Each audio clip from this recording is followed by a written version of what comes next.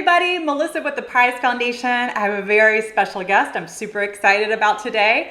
But before we begin, just a quick shout out to all of our food prize sponsors who help make the Prizecast possible. It's a big thank you to The Cottage, Coca-Cola, Eagle Distributing, Allen Energy, the Remington Hotel and Suites, the Poliat Group at Morgan Stanley, and Elizabeth and Alex Kennedy. Thanks so much, everyone, and thank you for joining us today.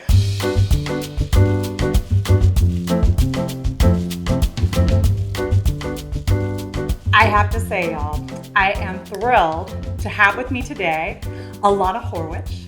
If you don't know Elana Horwich, you're going to want to. She is the author of Meal and a Spiel, How to Be a Badass in the Kitchen, and she is here today to school us.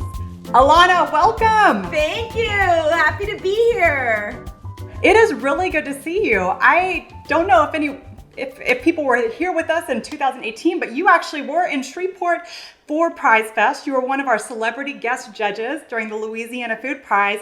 And I gotta say, you were wowing people back then, and I can't wait to see what you're up to now. How you been? I've been great. That was my first time in Louisiana, and I hope to come back. I've been great, actually. I've, like anyone else, there's a little bit of anxiety to deal with, but I've actually been quite enjoying my quarantine, I have to say. Yeah, well, you're in LA. I know you're in Los Angeles. What have you been doing in sunny California?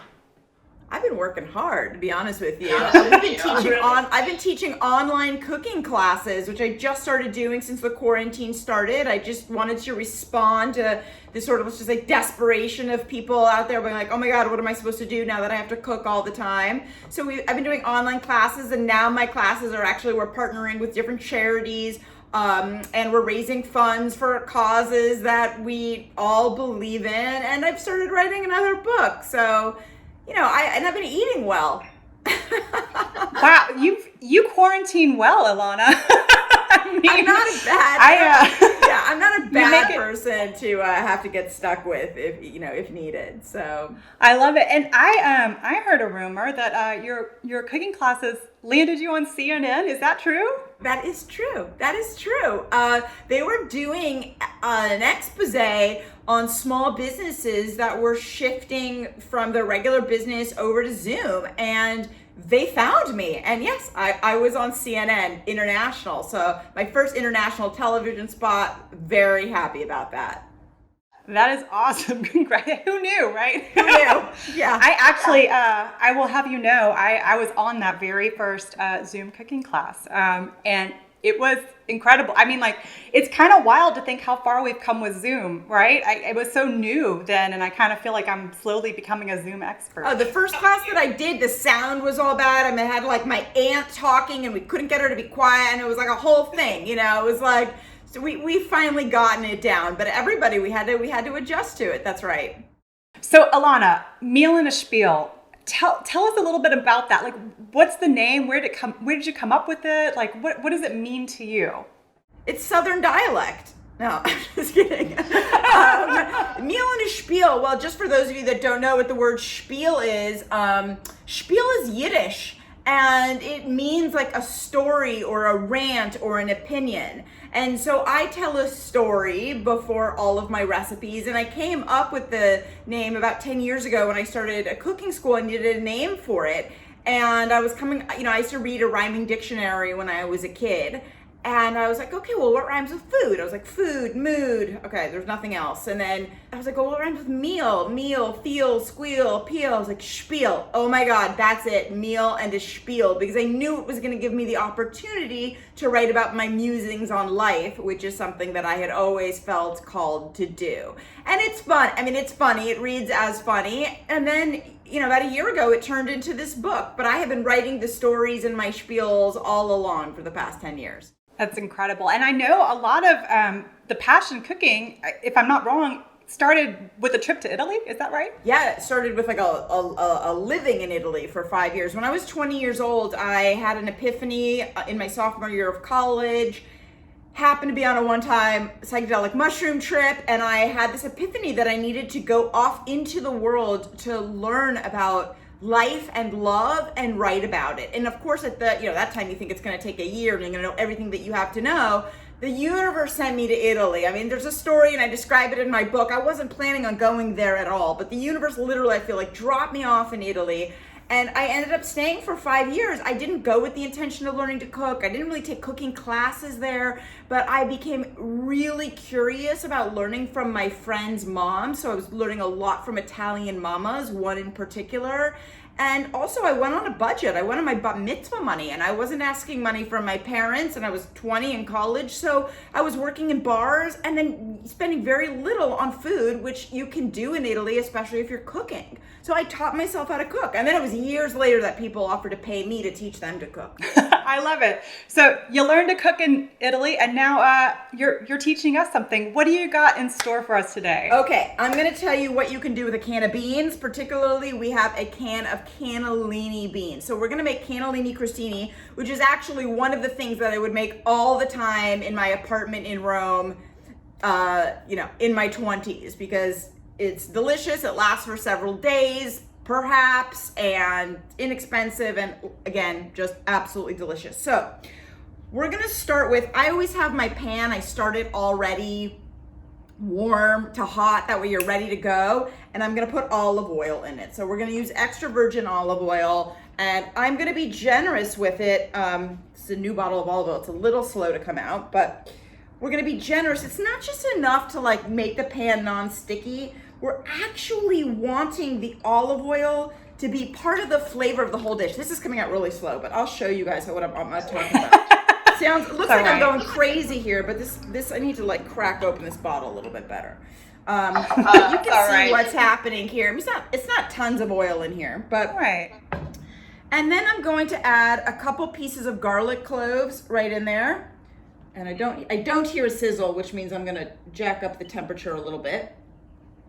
It's a technical term, right? My recipe calls for shallots, but I don't have shallots in the house. So my next best thing will be red onion. Even white onion is going to work. Even if you have a spring onion, that's going to work. So my recipe calls for about 1 shallot. So that's about like 1/3 of a red onion. And it's chopped, but not super fine. This is rustic food, Italian rustic cuisine. You don't have to be, it's not super precious. So the first step, Melissa, and to all of Prize Fest, just needs to saute. And that is, we're creating a flavor base right here. So the more that we get those onions to saute and caramelize, the sweeter they'll be. I mean, we're not going for crazy sweet caramelization, but we do need to give those a little time. And so do you want, I was just going to ask, so do you want like a little color on them, or is it just about getting them kind of softened and letting them flavor up? Kind of softened. We're not going for like super sweet caramelization here, but we need those we need them like well softened, and we need the garlic also to give its flavor to the olive oil. And I think in the South you guys like a little bit of a kick. So we're going to be using some red pepper flakes, and these crostini are not going to be super spicy. Look, it's hard to know exactly how spicy your red pepper flakes are until you're eating them, but we're not going for super spice, but we're trying to give it a little bit of a kick here. So I'm going to go with that amount, and we're adding that in. And then I like it. Yeah, then the next thing that we're adding in is my rosemary. Looks like it's near death, but it's still fragrant. This can go in now, or it can go in with the beans, but we're using the whole sticks of rosemary. This is one of my favorite things to do. Like, we don't want to eat the leaves of the rosemary. I mean, a few might fall off, but we're just sticking the whole rosemary in there, and that is going to get its flavor into the whole dish. And what I love, let me take this back out for a second, is it's not just the leaves that are flavorful, the actual stick itself, the branches are super flavorful. So if I always do this in my cooking classes, I pass these around with all the leaves off, and then you smell this, and that's the bark of the tree, and it's really delicious. So you definitely want to include the whole bit of rosemary there. Got it. I love it. So right now, everything's kind of percolating. Your oil's kind of getting infused with all these really delicious flavors. Oh, it smells so good in here. I mean, to be honest with you, this is almost ready to go. Let me show you guys what it looks like. Sure. Yeah. You see that? I mean, it's nothing fancy is happening in here, but that's But that's what's going on. And just to answer, for anyone who doesn't have fresh rosemary, you can use dried rosemary, but just know that sometimes dried rosemary is like weird in the mouth. You might want to just take it on your counter and chop it up and then just throw it in. That's what I would do if you don't have fresh rosemary on hand. All right. Okay, we ready to move on? Let's do it. Okay. Keep it coming. So again, if you do not have tomatoes, you can skip this step, but I add a little bit of tomato now because what it does is once it cooks, it's going to add some creaminess to the beans. So I would recommend using about 1 tomato. I didn't have like those big tomatoes. I just have these going on here. So I think I have about 3 or 4 of those. And I'm letting them, oh gosh, it smells so I'm jealous. I wish I could be there. Garlic in a pan is just like heaven, garlic, right? onions, rosemary in a pan, and now tomatoes. So I'm letting these tomatoes here. Let me see if I can show you all. I'm letting these tomatoes, now take on the flavor of this delicious olive oil. But in order to get the juice out of the tomatoes and get them to really like soften, is we're gonna need to add some salt. So this is a time that we're gonna be adding some salt on those tomatoes and let them cook. And we need a minute or 2 right now. So Yeah. fine. Yeah. Well, while the tomatoes are gently simmering and kind of reducing down, let me ask you this. I know Meal in a Spiel, the subtitle is How to Be a Badass in the Kitchen. Give me some tips. Like, what are your top 3 tips for like being a badass in your kitchen? Well, first of all, let me just define what I mean by being a badass. I mean, a badass is someone who does not need to follow recipes, right? That you can be an intuitive cook. You can walk into the kitchen, whip stuff up without having to be married to a recipe. That's what I empower you to do. And that you enjoy it while you're doing it, and that your food comes out delicious, right? Because if you do whatever you want and you enjoy it and the food isn't good, you're having fun, but you're not a badass. So the if the food's not good, it kind of defeats the purpose. The outcome has got to be top. I can teach you to be a top level cook with relative ease. So I'm not concerned about that. It doesn't take a lot of time, but it's got to be top level. So first thing about being 3 tips to becoming a badass is you have to know what to stock in your kitchen. And it doesn't always need to be all the fresh stuff, but it has to be the basics like garlic, olive oil, red pepper flakes, boom, onions, you know what I mean? A can of beans. I have a rosemary plant. That's always great too. Extra virgin olive oil. The basics. You got to have the good basics. All right. Number 2 to being a badass is you have to put your heart into the food. And that's the reason that I want you to move off of the recipes is so that you can really be present and feel what you're doing. If you're just trying to put X in and Y in and, really be perfectionist and in your head about it, you're not going to get the feeling in there. And what people really want to eat is they want to taste your love. And they can taste your love through your food. And the third part of the tip to being a badass in the kitchen is you've got to love to eat. And you have to pay attention to what you're eating as a way of learning how to cook. So you're really teaching yourself to cook by eating foods. All right, we gotta go back to our pan right now. All right, come on. See, I'm like on the verge of burning something. So what's happening is my tomatoes are now at the point of being able to soften, and I'm smushing them down with the back of my spoon. This is almost like becoming a sauce, kind of. I mean, there's not a lot of tomato in here, but it's smushing them down. It's a technical term of cooking called to smush, and that's it. Look, I mean, this just looks absolutely beautiful. Yes. Okay, and now we're gonna add our beans. So I'm using a can of beans. I am going to use the water in the beans as well, and they go directly in. Okay. Now, this particular can of organic beans does not have any salt in it. That was just because that was what I found in the market. I personally don't mind the beans with salt. Your food will not taste good without salt. You will still need salt in here, even if they, anyway. So I've got to salt these really well to make sure that there's enough flavor, and we'll taste them before they're done.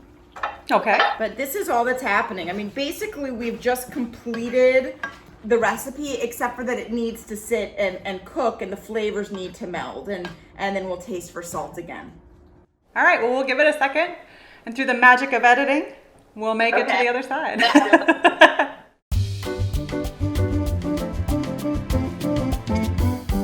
So these are ready, and I know that because all the liquid has thickened and it's super creamy in here, and it's gotten bubbly and delicious. So I'm gonna go ahead and turn off the pan, and I have just gone ahead and toasted some bread. So what I would love for you guys to have is to use like a rustic country loaf of ciabatta or some other rustic loaf like that. I don't have that in my house right now. I got some baguette out of the freezer. It's quarantine, what can I say? But you're gonna toast your bread on both sides. I just threw them under the broiler. And then you're gonna take a whole piece of garlic, and this is a secret right here. You're gonna rub the garlic right on the bread. And as you can see, you will see nothing on it, okay? But you will, if you smell it, it's nice and fresh garlicked. So you're not going crazy, but you're gonna add a little bit of garlic to there. And then you're gonna just top it with the beans, and be nice and generous. Yes, please. Yeah, don't be scared to make a mess. You've obviously been in my kitchen. Yes, I mean, any delicious cook knows how to make a mess, I think. And then, let's not forget, very importantly, olive oil on top. If you see any bit of bread on the side, that's gotta be drenched in oil. So really be generous with the oil now. This is the secret, the Tuscan secret right here, is lots of olive oil. And then if you wanna make it pretty, you can take a little bit more rosemary. This is really just for looks, you wouldn't eat it, but you can just top each piece with a little bit of rosemary, and then you have a really pretty Instagram picture. And there you go. You know what I also love, Elana, is like, it really kind of falls in with the whole thing that you talked about, intuitive cooking. I mean, like, that's kind of quarantine cooking if you think about it. No, exactly. Like it was so important to me that I got this book out a year ago. I mean, it was like giving birth, and I was like, I have to do it now. And I wondered, like, wow, I wonder if some part of me, some, intuitive part of me knew that we were gonna need a book on intuitive cooking so urgently. So absolutely, like the people that have read my book and have come to my cooking classes, they are like, they're having an easy time, at least with feeding themselves in quarantine. Well, that dish looks like something I could totally feed myself with. It looks delicious. And thank you so much for sharing with us today. You're welcome. Thanks for having me. I know, it's been great to catch up with you. I love the cookbook. It's awesome. I mean, I think the last time I saw you were working on it, so to see it come to fruition and be so timely. Thank you. kind of amazing. And we wish you all the continued success. I can't wait to hear more about the next cookbook. And on our way out, I might ask for one little Viva la Prize. Absolutely. All right, you ready? 1, 2, 3. Viva la Prize! Hey, thanks, Elana, and thanks everyone for joining us. We're here every day at noon, and if you can't make it, you know that you can always head over to YouTube and subscribe. Tell your friends, and we'll see you next time. Thanks again.